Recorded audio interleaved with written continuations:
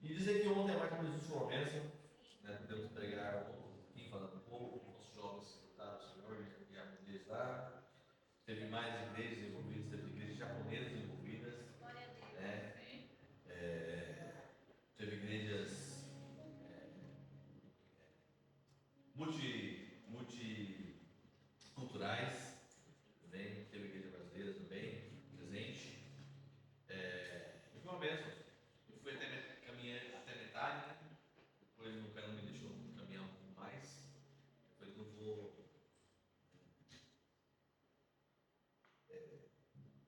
abusar da bondade de Deus. Eu voltei, fiquei lá um pouco, eles fizeram uma marcha para Jesus, gritando como sempre. O nosso irmão Pradípio, o indiano, que bebeu a dele, né, na frente, gritando desesperadamente.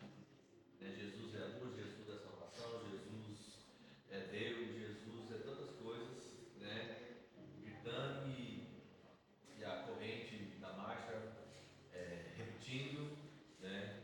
Nós estamos feito um trabalho, nosso irmão Hermes fez um trabalho lá excelente de fotos, filmagens, de colhendo depoimentos do pessoal ali, né, para nós estarmos trabalhando da melhor maneira, melhorando cada dia mais a, esse projeto da Marcha para Jesus, que no Brasil, cada vez que é feita, 1 milhão de pessoas, 1 milhão, 2 milhões de pessoas, e o Caio conversou com o policial ontem, e o policial falou ontem, Caio.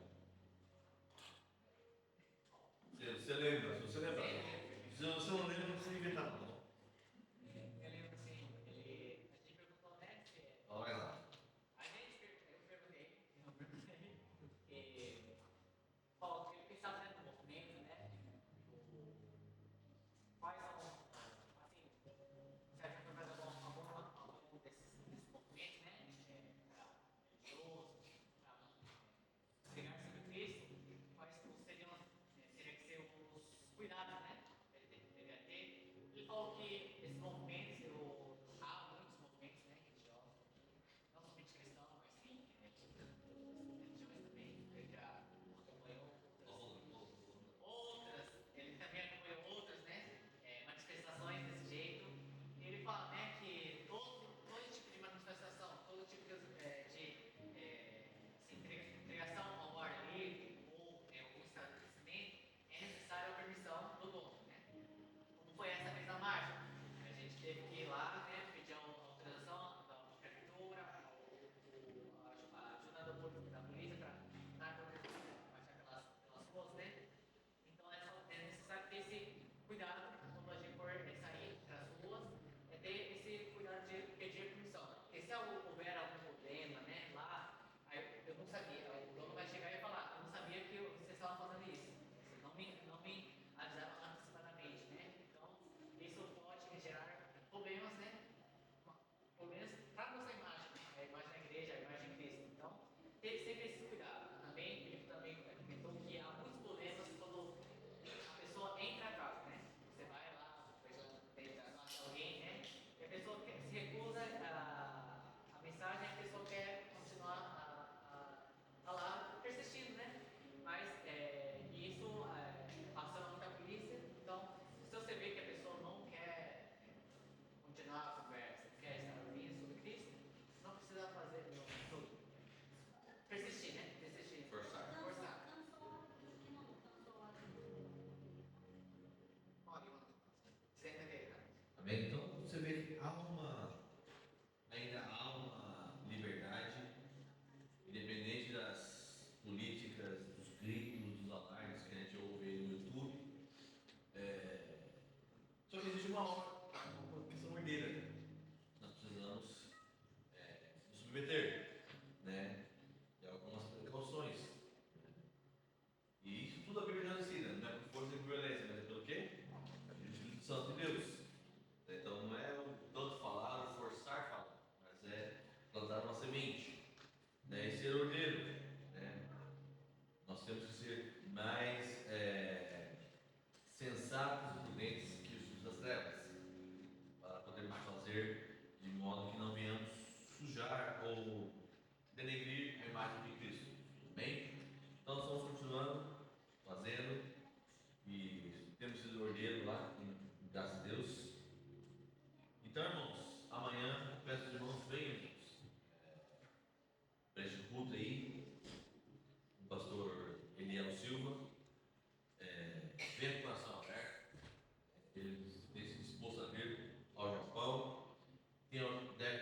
mensagem para mim, para você, da parte de Deus, para a honra e para a glória do Senhor. Amém? Abra sua Bíblia comigo em Lucas, capítulo 9, versículo 23 e Provérbios 4, 23. Nós estamos falando sobre discipulado, amém? Falamos semana passada sobre o quê? Arrependimento, né? E o arrependimento, ó, nós vimos no texto que o arrependimento é algo que não é uma vez só. Amém? As crianças querem ir na salinha? Ou vão na salinha? Então venham então aqui em nome de Jesus, vamos orar por elas. Em nome de Jesus. Só vem, Rabi, só vem. E traga obediência também. As crianças não deixam obediência não, tá bom? Cadeira não. Traga obediência junto com vocês, tá bom? Pelo amor de Deus. Davi, vai aprendendo, vai olhando como quer. Não esquece a obediência aqui dentro. Rebeca, em nome de Jesus, pelo amor de Deus. Amém? Você não estão as crianças aqui, em nome de Jesus? Rebeca, toda obediência. Vai repetir. Filha de diaconisa, irmãos. Amém? Deus, vamos para cá. Pai, te damos graça, as crianças estão indo para a salinha, onde estão indo aprender para amar o Senhor na sua linguagem, na sua maneira. Pai, leva-nos para amar o Senhor com alegria, para amar o Senhor, cuida deles lá, para amar o Senhor, protege os professores de toda a obra do maligno, Senhor, em nome de Jesus, que a obediência e a educação nunca falte, Senhor, em nosso meio, para amar o Senhor, que a ordem para amar o Senhor, e a decência seja para amar o Senhor no meio das crianças também, e nosso meio também, para amar aqui. Nós ficaremos aqui, Senhor, no tempo maior, para a tua honra, para a tua glória, aprendendo em Ti, que é manso e humilde de coração. Abençoa as crianças aqui no Jesus. Amém. Vão em ordem, sem correr. E o parquinho lá fora. Não, hoje não.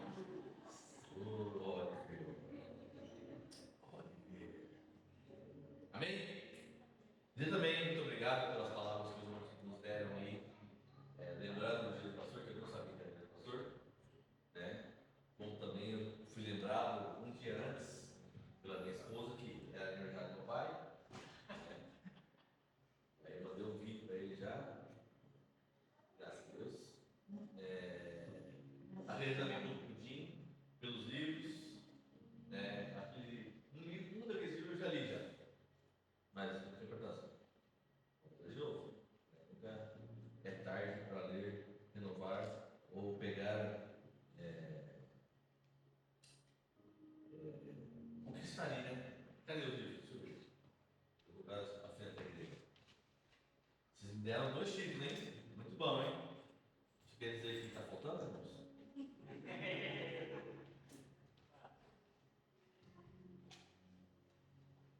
Amém? Ética pastoral. Esse aqui eu já li. Quando eu era diácono. Esse aqui é Igreja, a instituição mais poderosa da terra.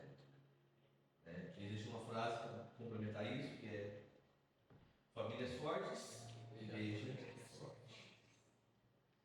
Família saudável, igreja saudável. Então, a igreja, a instituição que nós somos ao redor da terra, ela depende da nossa vida cotidiana.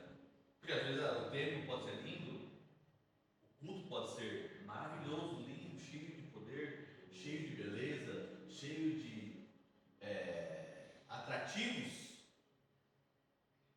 mas se somente for um culto de 2 horas e o resto das outras horas da nossa vida, a semana, não forem atrativos, não forem um lugar de oração, é complicado.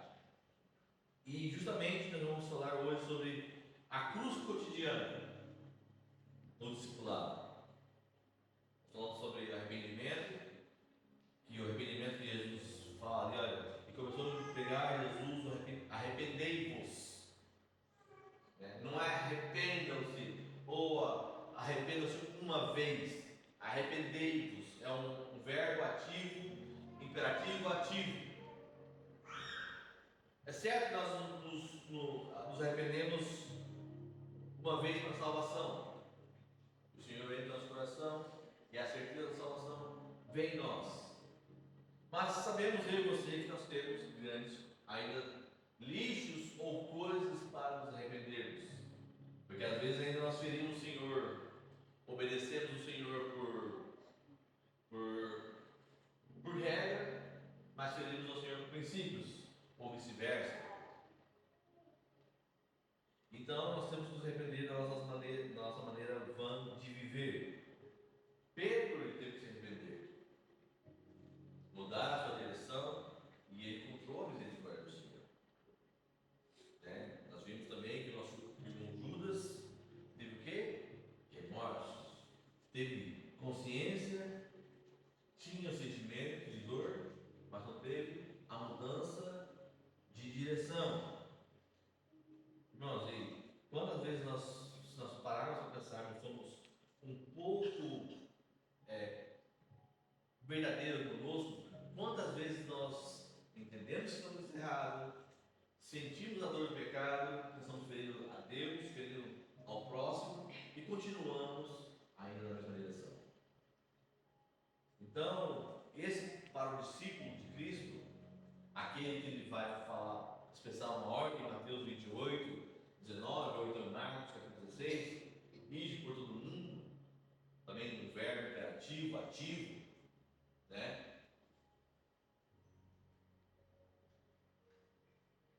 Esse tem que se arrepender de muitas coisas, não para a salvação mais, amém? Porque somos salvos em Cristo Jesus, a graça nos veio e ela é maior que o pecado que habita em nós, porque ela, onde habitou o pecado, superabundou em graça. Então não há o que eu faça para poder cair nessa graça, de maneira tão simples assim, de maneira tão subjetiva. A Bíblia vai dizer várias coisas ali, num caso muito específico, né, em Hebreus, mas não vamos tratar isso. Lucas 9, capítulo 9, versículo 23, e Provérbios 4, 23. Lucas 9, 23, vamos abrir aí? Amém? Diz assim o texto bíblico. Deixa eu ver a parte aqui. Jesus dizia a todos: se alguém quer vir após mim, negue-se a si mesmo. Dia a dia tome a sua cruz e siga. Nós temos outras versões aí que falam um diferente, só para nível de marcar na cabeça. E tome cada dia a sua cruz e siga. Se alguém quiser acompanhar, negue-se a si mesmo, tome diariamente a sua cruz e siga. Vamos lá, vai que mais? Tem o King James ali? King James? Vai dizer igual? Se alguém quer ser meu seguidor, esqueça seus próprios interesses. Se você quer ser meu seguidor, se você quer vir após mim, se você quer me acompanhar, se você quer andar comigo, não existe um outro caminho senão o esquecer-se de si mesmo. Não quer a sua?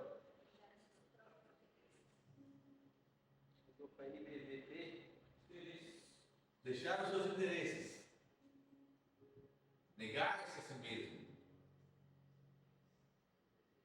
E qual que é o intuito de Jesus quando ele pegou os 12 ali? Foi formar o quê?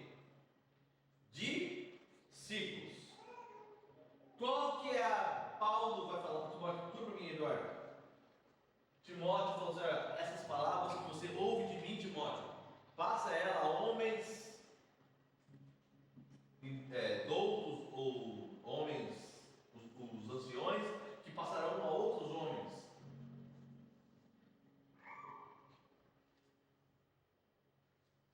Isso quer dizer, irmãos, que não mudou o plano de Deus, o plano de Jesus para a igreja, a ideia inicial da igreja. Não mudou. Ele quer que eu e você sejamos o quê? Discípulos. 2 Timóteo 2,12. Abre, lê para mim. 2,2 diz assim: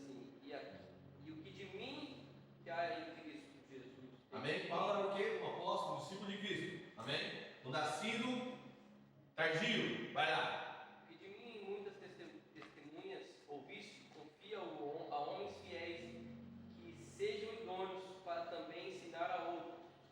Olha, você vê, Paulo recebeu o que ele fala assim, olha, eu recebi, e outros falam, o que eu recebi do Senhor, eu te passo.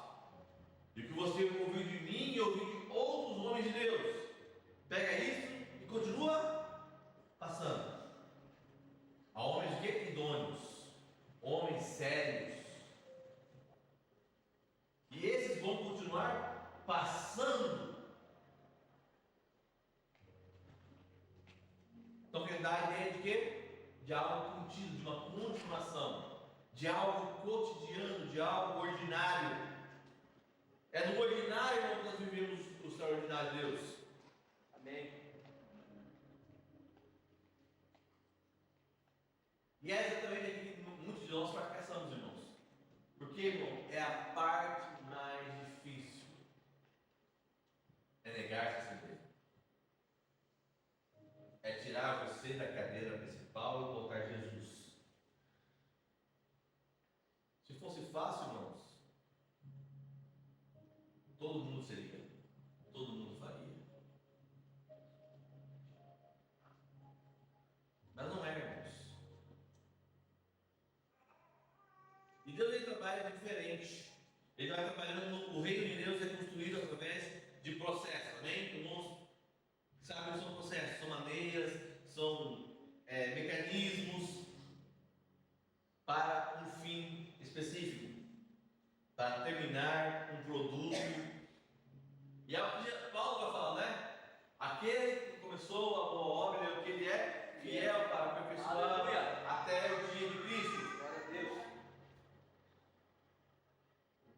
Jesus não chamou os seus seguidores para uma experiência emocional ocasional, a qual muitas vezes eu e você, fomos ensinados a fazer. Não há nada de errado, irmãos, tá bom? Fique bem claro. Eu falo, irmãos, eu não quero que você chame ninguém, a pessoa para vir para a igreja. Eu não quero que você chame seu amigo de trabalho para vir para a igreja. Eu quero que você chame seu amigo para ver o Cristo que é em você. Porque foi isso que Cristo ordenou. Não foi isso que ele falou para Pedro? Pedro, quando você se converter, apacenta as minhas ovelhas.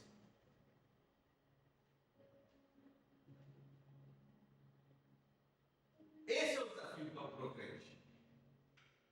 Nós fomos ensinados que todos os problemas se solucionam na igreja.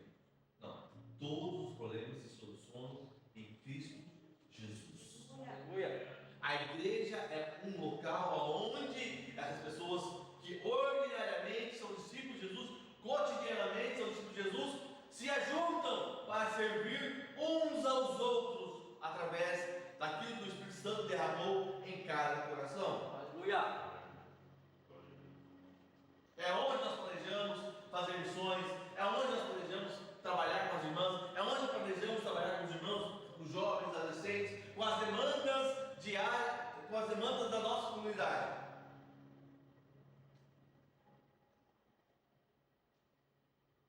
Eles se reuniam no templo. Atos 2 vai dizer, eles se reuniam no templo diariamente, eles se reuniam nas casas diariamente, eles comungavam do pão diariamente. E nada lhes era comum. Tudo lhes era comum. Mas nós aprendemos com a mente, com o ensinamento do iluminismo, com as revoluções ocidentais,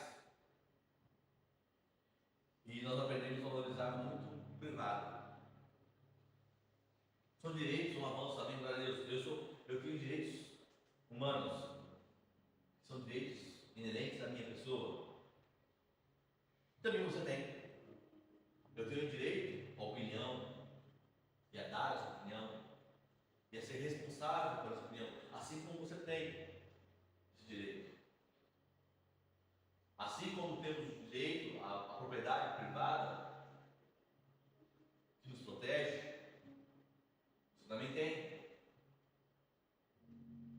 E aí fica difícil de eu e você entendermos aquela vida, ou almejar aquela vida da igreja primitiva, onde tudo era comum, onde o pão era comum, onde o comungar era comum, onde os donos eram comum, serviço, onde as finanças eram comum, eram de todos.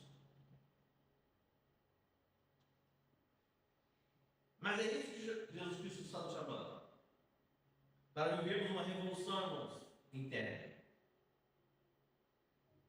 E ele fala que não há outro caminho. Se você quer me acompanhar, e eu sei que aqui nós queremos acompanhar, porque não saímos da nossa casa para dizer, não, eu vim aqui só porque eu não tenho nada mais o que fazer. Se você parar para pensar, você tem mais o que fazer. Quantos deixaram um pouco para lavar? Quantos deixaram quem tem em casa o terreno para limpar? Quantos não fizeram muita compra ainda hoje? Quantos ainda não fizeram preparar o almoço de família de domingo? Então, nós pegamos tudo isso e julgamos que queremos acompanhar. Em meio a todas as demandas da vida, nós escolhemos estar aqui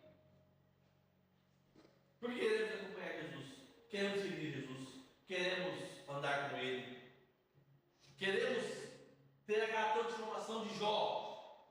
Senhor, antes eu te conhecia de ouvir falar, mas eu hoje te conheço de andar. Jó 42:5, lembra? Esse versículo é uma das conclusões que Jó tem depois do sofrimento. E Jesus deixa muito claro: se alguém quiser vir após mim, negue-se a si mesmo. Tome cada dia a sua cruz e siga. Presta atenção, é cada dia, irmãos. Cada dia. Então, irmãos, o discipulado não acontece apenas no culto, apenas nas nossas conferências, apenas nos nossos retiros. O discipulado acontece na rotina, no dia a dia. Buscar-me-eis e me achareis, quando buscares de todo o coração, e deixareis ser achado de vós.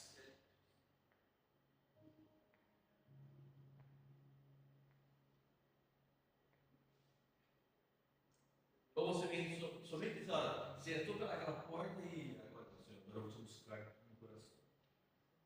Já que eu vou buscar o Senhor todo o coração, eu espero que o Senhor se apresente a mim e me deixe te encontrar.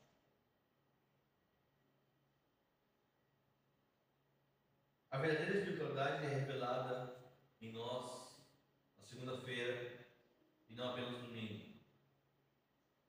E como nós temos, irmãos, qual que é a ideia de segunda-feira que nós temos? Ou segunda brava, ou segunda chata. Aí mostra como nós encaramos o nosso dia. Mas se a palavra do Senhor, a disciplina do Senhor, que fala assim, olha, você acha que eu sou bravo, mas olha, existe um texto que faz assim: esse é o dia que o Senhor fez. Aleluia. E nele me alegrarei.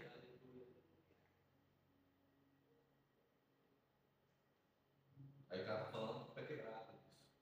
O cara está falando com o braço faltando. O cara está falando isso com uma arma na cabeça. Então não são as situações externas que fazem o ciclo, mas é aquilo que ele tem dentro dele. Se o que tem dentro dele é o eu mesmo, ele vai estudar para a direita e para a esquerda. Mas se ele tem Cristo, Cristo não estudiou, irmãos. Aleluia. Vamos entrar. A palavra mais evitada no Evangelho: cruz. Quando ouvimos a palavra cruz, geralmente pensamos em que, irmãos? Quando a gente pensa na palavra cruz,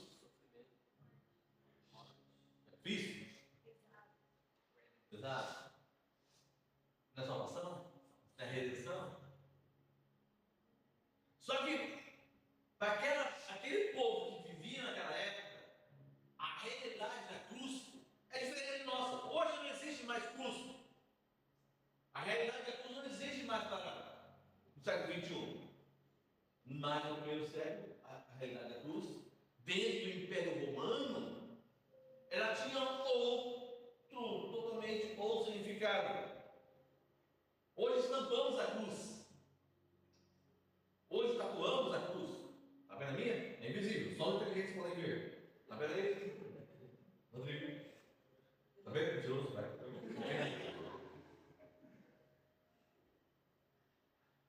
A cruz para aquele povo que vivia naquela época, quando Jesus falou assim: olha, para vocês me seguirem, vocês vão ter que tomar a sua cruz. Aleluia. Cruz, irmãos, era morte. E a pior morte que tinha era a cruz. Era um instrumento de execução, irmãos. É você carregar o seu próprio carrasco.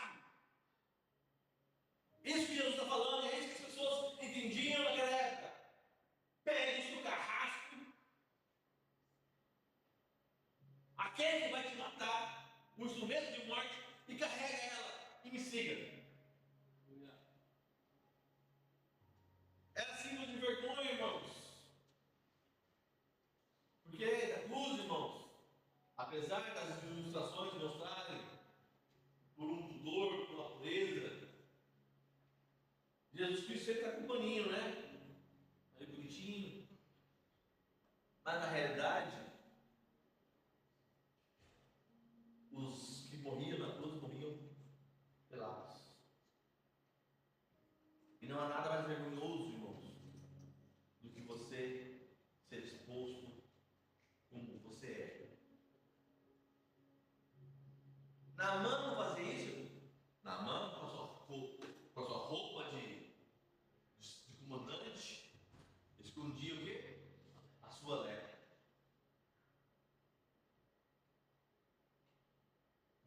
Saul tentou esconder Davi na sua armadura, mas Davi falou: não.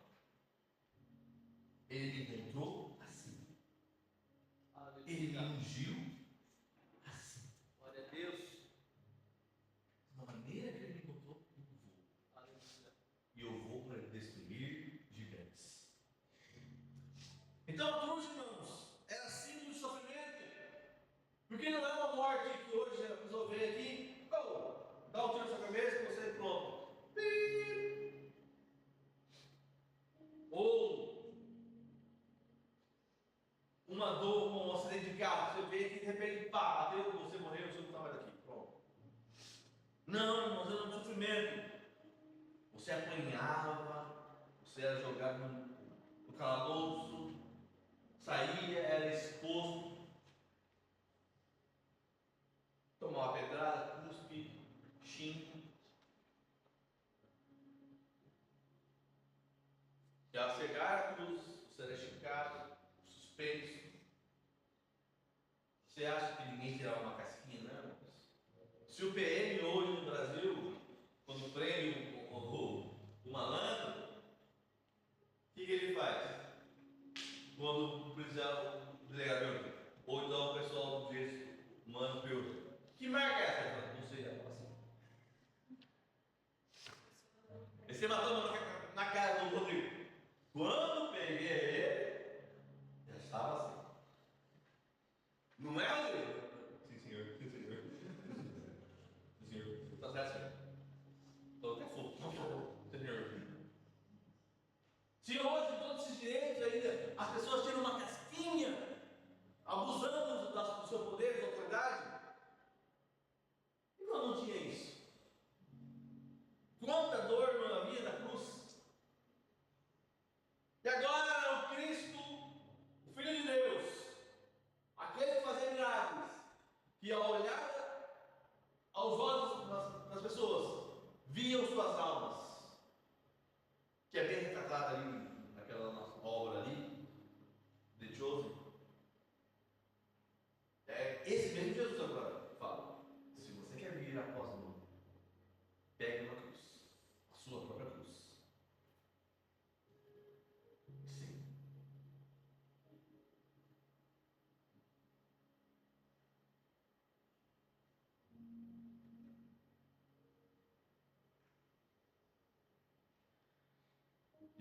ensinando que o discípulo deve morrer diariamente para a sua velha natureza.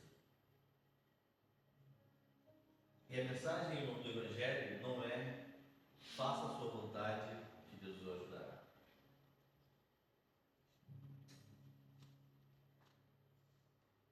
Você não vê no texto bíblico fala que vai dizer, apoiar essa ideia. Faça a sua vontade e Deus o ajudará. Você não vai encontrar.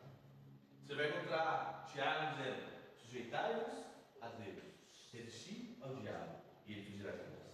Você vai encontrar, ao homem foi dado a inteligência para pensar, mas a resposta certa vem da boca do... E você vê os homens que fazem a sua vontade na Bíblia, e vê o texto, e atenção para você, maldito, não é nem o bobinho, ou está se enganando, não, é maldito o homem que confia no homem, que faz a carne no seu braço só por força.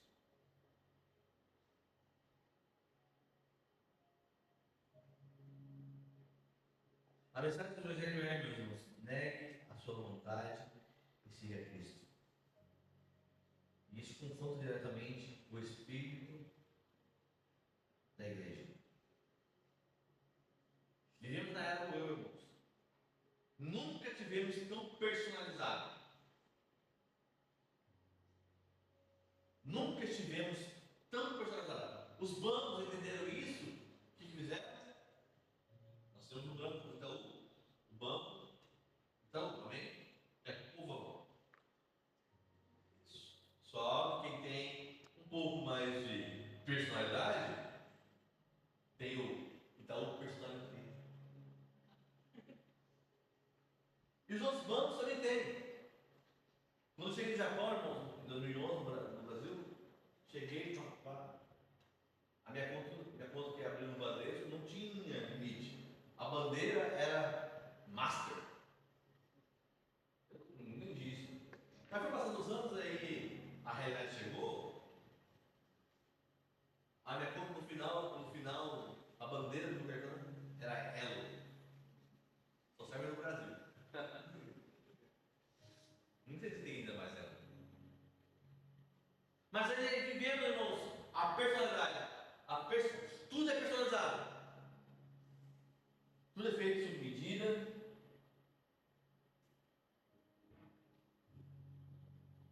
Tudo é feito para mim.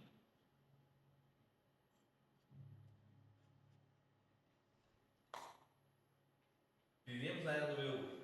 Eu quero, eu sinto, eu escolho, eu decido. Eu mereço.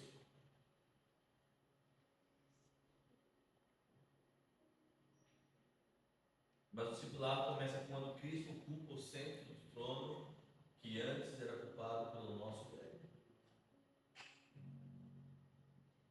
E nós vamos ver, irmãos, que o Antigo Testamento tem esse princípio. A sabedoria como disciplina do coração. Provérbios 4, 23. Os irmãos conhecem, amém? É o versículo que eu mais amo, amém? Lembra? Qual é o versículo que fala? Sobretudo o que se deve guardar. Guarda o vosso coração. Por quê? Porque tem um porquê. Não é uma frase solta. Porque dele saem as saídas da vida ou da alma. Então o coração, na mentalidade hebraica, não é apenas a sede das emoções, mas era o centro das decisões. Era o lugar onde as escolhas eram feitas. Por isso que Jesus Cristo vai falar assim, olha, o pecado não está no ato. O pecado está aqui dentro. Já está pecando aqui dentro. O pecado não está quando você faz. O pecado já está quando o coração já se contaminou. Por isso que ele vai falar assim, olha, o que contamina no homem não é o que sai, é o que entra, é o que eu deixo entrar. É o que me alimenta. Salomão, aqui no provérbio, vai ensinar que a vida exterior é determinada pela condição interior. Uma árvore produz os frutos conforme a sua natureza. Nós já cantamos aquela música na escola. Quem lembra aquela música da escola? Como é que eu posso frutar batata se eu comer repolho? Aqui tá certo. Viu, gente? Você é tão novinha, mas a música vai. O poder da música, viu? Ela vai entrando nas. É aquilo que é engraçado para minha geração. Faz sentido para a sua também. Porque é impossível vomitar batatas com repolho. É impossível dar figos se eu sou uma árvore eu sou uma melancieira. Foi natural. Foi natural. Saiu porque é natural. É impossível uma árvore dar bons frutos. É impossível de uma fonte sair água doce e água amarga ou salgada. Somente em Cristo Jesus que as coisas são mudadas. Somente em Cristo Jesus. Aleluia. Aonde que se mudou a água para o vinho? Em Cristo Jesus. O milagre está em Cristo, não está em mim e em você. Aleluia.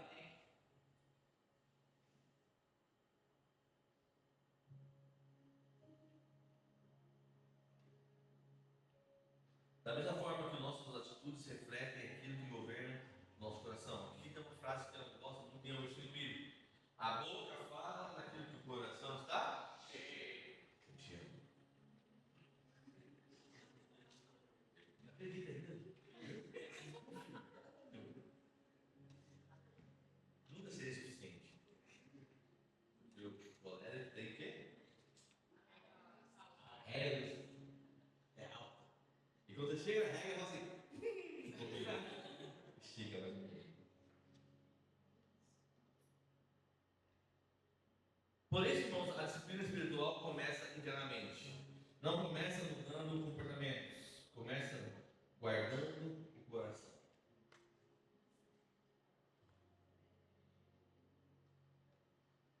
Porque, irmãos, guarda de Israel não tosqueneja. Assim devemos ser nós. Não podemos deixar. Irmãos, é fácil, irmão. Comece a assistir uma série. Eu já assisti isso também, meus irmãos. Eu comecei a assistir uma série chamada Vikings. Eu só não podia fazer o cabelo deles, porque eu não tinha cabelo. Mas eu comecei a me examinar, que era algo que eu fazia, que eu faço sempre. Falei, olha, esse pensamento aqui, essa maneira de olhar para o mundo, não era a Bíblia, não. Da onde eu peguei esse negócio? Aí foi, então, assistindo. Miserável, foi aqui que eu peguei essa ideia que foi plantada na minha cabeça. Mas somos, irmãos, porque o cérebro, ele é o quê? Plástico, ele é moldável. Por isso nós devemos, irmãos, por disciplina de guardar o nosso coração. Porque daqui depende de tudo, irmãos, que sai para fora. Uma coisa que fazemos, irmãos, é tentar vencer os pecados cuidando dos sintomas. Quando o irmão Cristian falou com palavrão, ele fala, irmão Cristian, vigia, irmão Cristian. Aí o irmão Cristian falou assim, do quê? O sintoma. Mas nós não vamos no fundo, na alma, onde esse palavrão para ele é uma palavra normal. Ou quando nós pegamos o irmão Rodrigo roubando, irmão, vigia, irmão, ele fala. Estamos cuidando o quê? O sintoma. É aquilo que podemos ver. Todos nós sabemos que a irmã Gabi está com o pezinho doendo, não está? E aí o que o médico fez para você? Ele cuidou tudo de fora, mas cuidou também de dentro. Aonde está a dor? Está dentro. O que ele falou para você? Não mexe o pé, fica quietinho. Não é? Ele falou assim, não, agora vai pular, vai pro coelho brincar, né? Não, tem que ficar quietinho. Ele está tratando da doença. Trata dos sintomas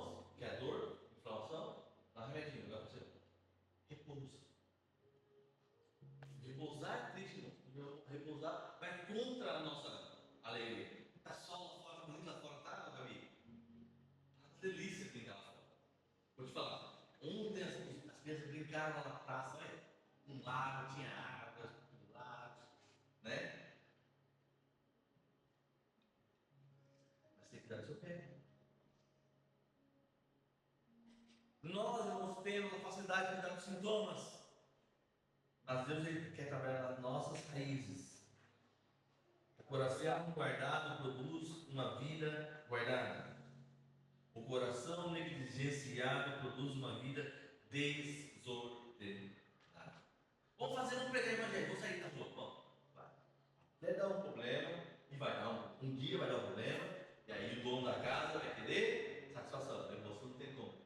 Não te pedi, você não tem nada a ver com você, você vai ser penalizado segundo a lei.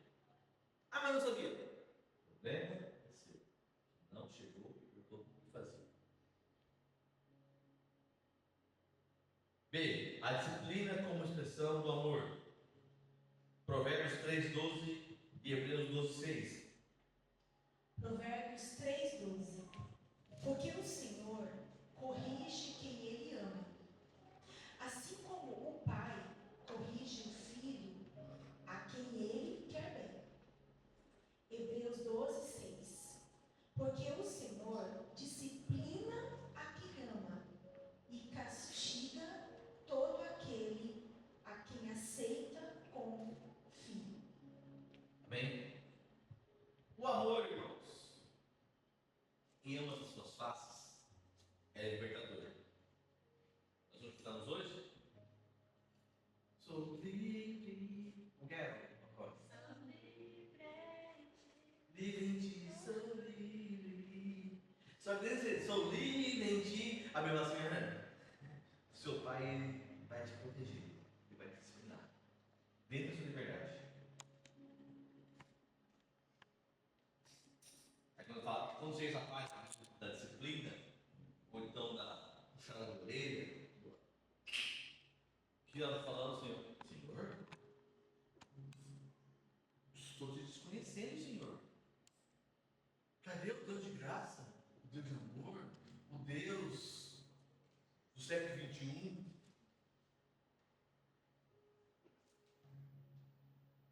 Mas te garanto, meu irmão, que um dia você não tenha dado um puxão de orelha do seu filho, ou falado mais duas coisas, disciplinado seu filho, sua filha, e não falou para ela: mamãe está falando isso porque te ama. Se nós fazemos isso, replicamos essa verdade do céu, quando Deus nos disciplina, que estamos fora do eixo, nós reclamamos, irmãos. O Senhor corrige a quem Ele ama. Quando eu e minha esposa casamos, nós não somos mais os mesmos. Porque nós, desses 24 anos, nós nos corrigimos através do quê? Do relacionamento. Aí você pergunta, aí você fala assim, entendi porque tem gente na igreja que nunca cresceu. É porque nunca teve um relacionamento de fato com Deus. Porque todo relacionamento vai trazer atritos, choque de valores, choque culturais. Eu chego com a cultura mundana e Deus chega o quê? A cultura do céu. E aí, dá problema, né, irmãos? Mas pega para a cruz e siga ele. E existe, irmãos, na Bíblia uma ideia muito bem dada, bem fixa, bem firme, bem explícita, que é o deserto. Dá muito mais no Antigo Testamento e pouco no Novo Testamento. Você vai ver que o deserto sendo escola de Deus, de aperfeiçoamento, de amadurecimento, de trazendo para o oi, acorda para a vida, crente. Deuteronômio 8 vai falar sobre o deserto, aquele povo andando, que esse deserto foi um lugar de disciplina, um lugar de nascer uma nova geração.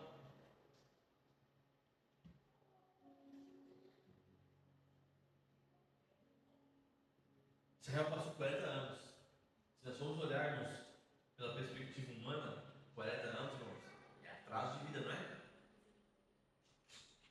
Mas foi o tempo necessário para que toda aquela primeira geração falecesse e uma geração nova se erguesse. Uma geração que não era influenciada pelo Egito, pelos seus deuses, pela sua cultura, e agora seria mais fácil ser um novo povo. Mas o deserto também é lugar de treinamento.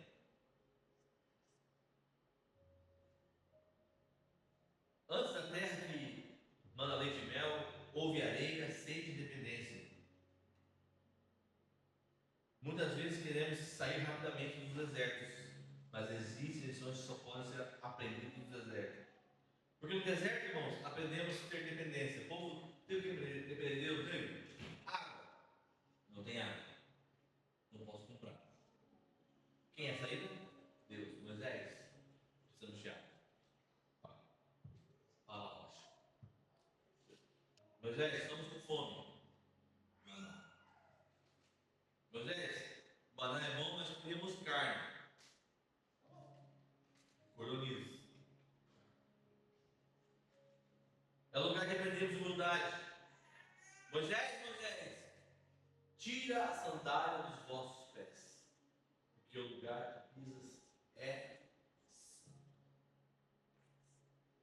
Senhor, Elias, Senhor, no fogo te busquei, na tempestade te busquei, mas eu te encontrei aonde? Na brisa. Aprendemos que o deserto é um lugar de oração, e Jesus se retirava ao deserto para orar. No deserto aprendemos confiança, confiar no Senhor. Ou você acha que mesmo estamos hoje, irmãos, no século XXI, se cairmos hoje no deserto, qual que é o percentual, a chance de você sair da vida? Se o resgate não chegar enquanto a sua bateria do celular estiver ligada, depois que o seu celular acabou, você não tem mais GPS, não tem como mais gritar. Aí aí você está posto no mesmo patamar que os homens e mulheres passaram. Se não tiver comida, não tiver água, se não tiver abrigo, espera. Uma coluna de fogo durante a noite que a espera. Você tem que estar no hino no conhecimento. E os grandes homens de Deus, irmãos, passaram pelo deserto. Moisés, Davi, Elias, João Batista, até mesmo o próprio Cristo. Por que você acha que eu e você seremos diferentes? Tome a tua cruz e siga. E existe essa doutrina no Novo Testamento. Capítulo de Lucas 9, 23, tem 3 verbos. Quantos verbos, irmãos? 3. Negar-se, tomar e seguir. Como arrependimento, tinha 3 passos, lembra? Entender, sentir e mudar. Aqui também tem 3. Até parece, né?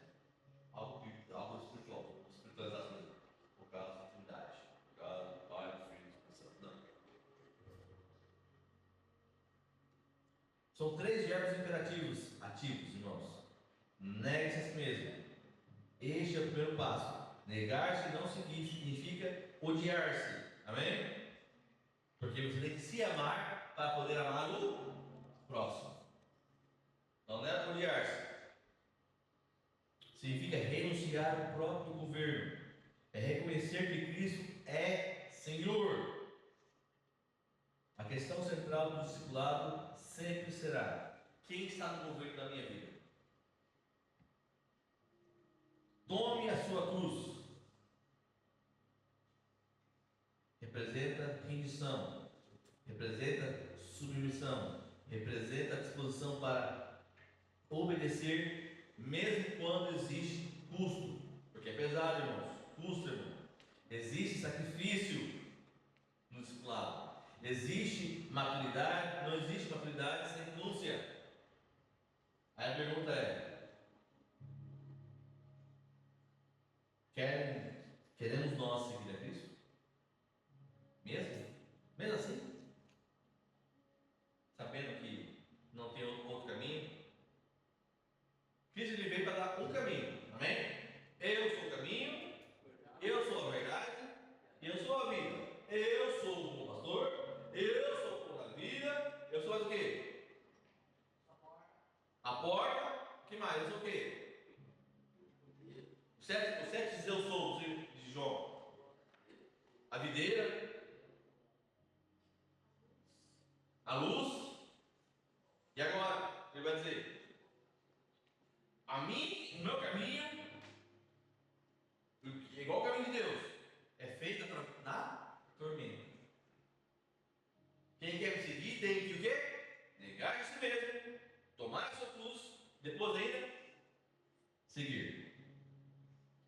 E o objetivo não é apenas abandonar algo, irmãos, é seguir alguém. O cristianismo não é apenas sobre afastar-se do pecado. Porque um monge, na sua, se trancando em cima de uma montanha, num mosteiro, num monastério, ele pode não pecar, mas ele não se está fazendo contato com ninguém. Não tem renúncia. Porque a verdadeira renúncia é quando eu estou aqui, sabendo lidar com as nossas demandas. É caminhar com Cristo, é aprender seus caminhos, é imitar o seu caráter, é viver a sua missão. Aonde você está, irmão, nessas afirmações? Quem está caminhando com Cristo? Quem está aprendendo os seus caminhos? Quem está imitando o seu caráter? Quem está vivendo a missão? É força, irmãos. Que nós estávamos louvando ali. Então, irmãos, entendeu? Existem coisas para nos arrependermos ainda. Porque, irmãos, eu vou te falar, senão nós vamos estar perdendo tempo. Paulo ele vai usar a linguagem da disciplina. 1 Coríntios 9, 26 e 27. Sendo assim, não corro como quem corre sem alvo, e não luto como quem esmurra o ar, mas esmurro o meu corpo e faço dele meu escravo, para que depois de ter pregado aos outros, eu mesmo não venha a ser reprovado. Antes subjugo meu corpo e reduzo a servidão. Paulo ele vai usar uma linguagem de atleta. Eu não vou esmurrar o vento. Eu vou fazer o quê? O meu discipulado tem um alvo. Quem tem que morrer é o vento? Não. É o meu corpo. E ele não está odiando. Ele está dando uma linguagem para que os romanos pudessem entender. Que as pessoas da época pudessem entender. Os atletas treinavam por meses para receber uma coroa perecível. Mas Paulo vai perguntar para a gente de maneiras. Vai perguntar para a gente: se os homens se disciplinam tanto por recompensas temporárias, né? O Brasil está aí, jogou hoje, ganhou ou perdeu? Empatou? Né? E a gente se preparou, acordar cedo, né? Vocês, né? Eu dormi mais gostoso, né? E se preparou para isso. Quanto mais agora para algo que vai passar. Ano que vem, amanhã não tem mais escola. Esse jogo não tem. Tem o próximo jogo. Mas um dia vai acabar a Copa. E isso vai aparecer. Mas nós vivemos por algo eterno. Não é isso que Paulo vai dizer? Nós nos disciplinamos pelas coisas eternas. A disciplina espiritual não é legalismo, irmão, não é religião. É amor organizado. Às vezes eu me amo, irmãos. Só sou desorganizado comigo mesmo.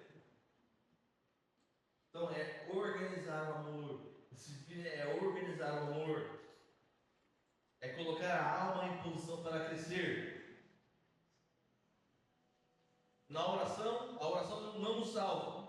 A oração fortalece o nosso relacionamento com Deus, quem nos salvou. A leitura bíblica ela não compra o favor de Deus, mas aproxima a voz de Deus de nossos corações. O jejum ele não impressiona o céu, irmãos. Olha, jejuei 3 vezes por semana. Você acha que o céu está assim?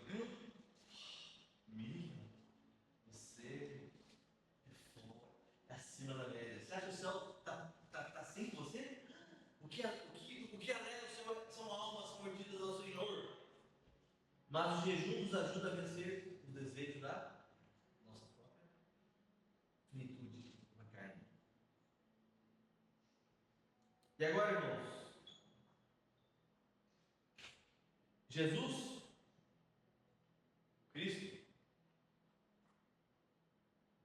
ele falou sobre cruz, falou sobre negar-se a si mesmo, falou em seguir, andar, continuar em movimento, porque ele passou por esse mesmo processo. Então ele não está te pedindo algo que não é impossível. Ele não está te pedindo algo que é fora da realidade. Hebreus 5, 8 e 9. Embora fosse filho, aprendeu a obediência pelas coisas que sofreu. E tendo sido aperfeiçoado, tornou-se o autor da salvação eterna para todos os que lhe obedecem. Amém? Você tem que Jesus Cristo, amém? Porque ele foi aperfeiçoado para que as pessoas sejam salvas por ele. Só que o versículo antes fala que essa mesma pessoa, apesar de ser filho, ele aprendeu o quê? A obediência. Então os dias dele com Maria e com José e com seus mestres foram um caminho de obediência. Aleluia. Ele teve que aprender a negar-se a si mesmo. Não é isso que fica bem forte ali no Getsemane? Pai, se possível for, Aleluia. afaste de mim esse cara. Porque essa era o quê? Era a vontade de quem? Dele. Mas faça-se o quê? A sua vontade.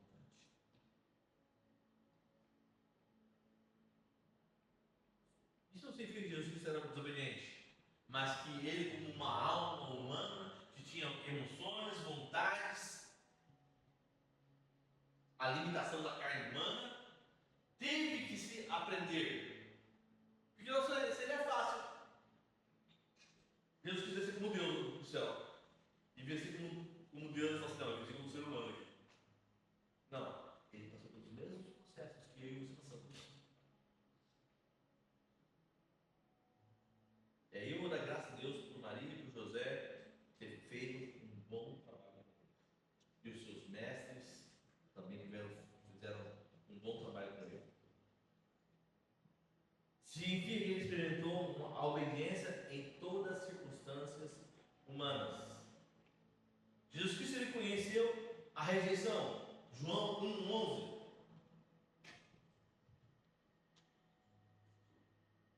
João 1,11. 1:11. Veio para o que era seu, e os seus não o receberam. Quem chegou em casa? Cheguei!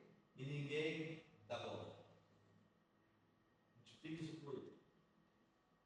Ele veio com uma missão para restaurar os seus. E os seus o rejeitaram. Às vezes, né? A gente usa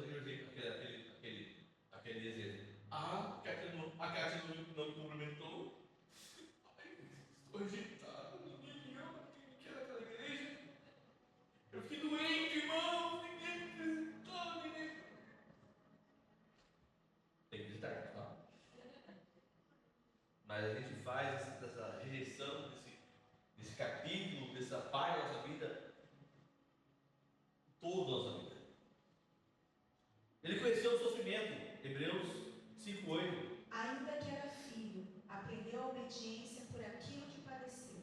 Por aquilo que padeceu. Padecer é o quê? Sofrer. Ele conheceu a dor, irmãos.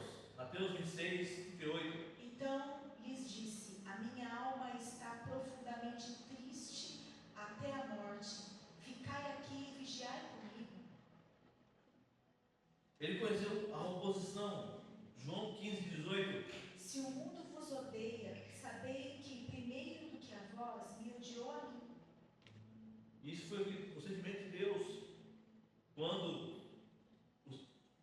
o povo rejeitou os filhos de Samuel. Samuel foi falar com Deus. Aí você não, Samuel, o negócio é com você, é comigo. Eles estão me rejeitando. Porque eu que levantei o sacerdócio. Eu que levantei o juiz, eu que levanto o juiz de tempos em tempos.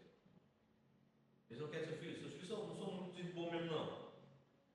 Eles não é porque eles não é com você, eles estão comigo. Deus olhou os corações. Jesus Cristo também sofreu oposição. Mas só que ele permaneceu obediente. Lucas 22:42. Pai, se queres, passa de mim este cálice, todavia não se faça a minha vontade, mas a tua. Se o próprio Filho de Deus passou por processos de formação, irmãos, quanto mais nós. Então, aqui, irmãos, como discípulos do Senhor, não devemos interpretar as dificuldades como um abandono. Frequentemente são instrumentos do nosso aperfeiçoamento. Quem já viu aquela frase? Parece que fazem filmes. Senhor, eu pedi isso, o Senhor me deu isso. Eu pedi aquilo, o Senhor me deu aquilo. Eu pedi isso, o Senhor me deu aquilo. Eu pedi paz, Senhor, que me fizesse casar.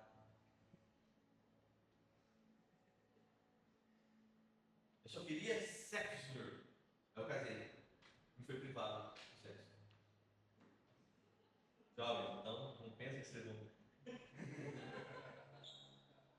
Os mais velhos, né? Não é sempre. Só filme, tá? Só filme. Se você está assistindo esse filme, esquece esse filme, pelo amor de Deus. Então, irmãos, o discipulado é a cruz cotidiana, minha e sua. E eu quero, irmãos, que não somente por entendimento, mas porque a palavra do Senhor assim afirma. O que Ele quer de mim e de você é que nós sejamos os seus discípulos. E todo discípulo tem um caminho de aperfeiçoamento e um caminho missional. Deus quer, irmãos, que vocês sejam discípulos dele aonde vocês se plantarem. Ele não quer que a gente seja discípulo somente aqui dentro. Aqui dentro, na igreja, a Bíblia quer que eu e você sejamos o quê? Servos. E servos uns dos outros. E a Bíblia quer que lá fora sejamos o quê? Discípulos. Há duas questões. Aqui dentro, as quatro paredes, Ele quer que eu seja o vosso servo. E assim vocês sejam meu servo. Não é esse o versículo que o irmão leu? Leia o versículo 17.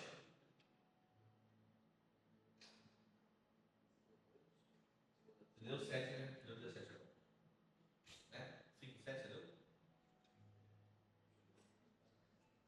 Hebreus, capítulo 13, versículo.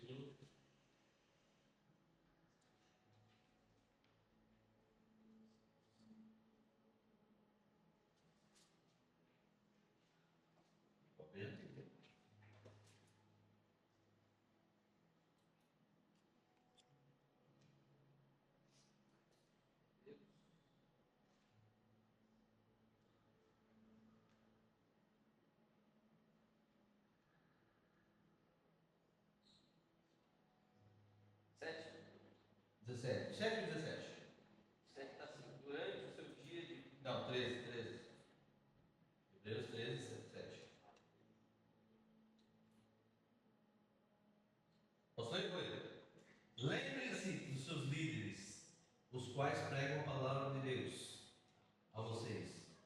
considerando atentamente o fim da vida deles. Imitem a fé que tiveram. Jesus Cristo é o mesmo ontem, hoje e para sempre. Deus 16. Não se esqueçam da prática do bem e da mútua cooperação, pois tais sacrifícios Deus se agrada. Obedeçam aos seus líderes e sejam submissos a eles. Palavra difícil de ouvir, né? E eles, a eles, pois zelam pela alma de vocês. Eu só zelo, irmãos. Eu não garanto o céu, não. Quem garante o céu é Jesus Cristo. Eu zelo para aquilo que já foi ganhado. Né? Que eles possam fazer isso com alegria e não gemendo. Do contrário, isso não trará proveito para nenhum de quem? De vocês mesmos.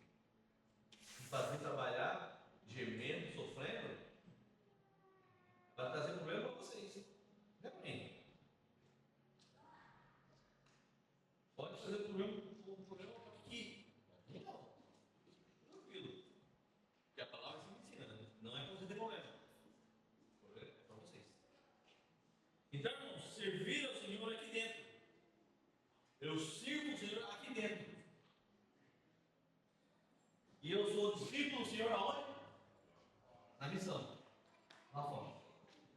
E lá fora passei em outra cidade, porque eles conheceram em Jerusalém, Samaria, Judéia, Samaria e até os confins da terra. Não me importa para onde você vai, para onde Deus te levar, aonde Deus te plantar, aonde Deus vai te plantar. O que me importa é que você seja aperfeiçoado e apresente a Cristo às outras pessoas como um bom discípulo dele, ensinando as pessoas a guardarem aquilo que vocês já aprenderam sobre Cristo, irmãos. Porque se eu não faço isso, irmãos, eu não sou discípulo de Cristo.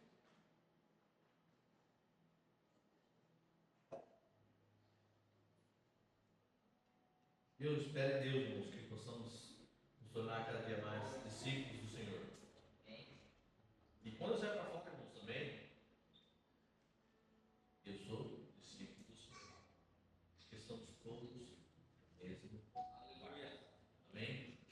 Levantemos. Semana que vem, vamos falar também sobre o discipulado.